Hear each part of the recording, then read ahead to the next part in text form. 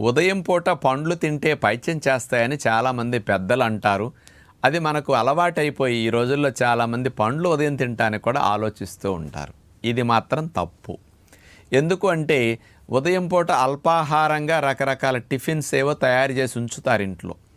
పిల్లలు ఏదో ఆకలిస్తున్నది అది తయారయ్యే లోపని టేబుల్ మీద పండ్లు కనపడితే చకచక ఇవి తినేస్తారనుకోండి. వీటితోనే కడుపు నిండిపోయి మళ్ళీ వాళ్ళు వండిన టిఫిన్లు తినరని, పళ్ళు తినేళితే మధ్యాహ్నం దాకా ఆకలి వేసేస్తుంది, నీరసం వచ్చేస్తుంది, ఉండలేడు. కాబట్టి వీడికి పండ్లు తింటే పైత్యం వస్తుంది అని అంటే పండ్లు తింటాం మానేసి ఇంట్లో అమ్మలు వండిన టిఫిన్నే తింటారని పిల్లలకి అవి తినిపించి పండ్లు తినకుండా ఉదయం పూట అల్పాహారంలో ఉండటం కొరకు ఇలా చెప్పిన మాయమాటే తప్ప అందులో యథార్థం కాదు.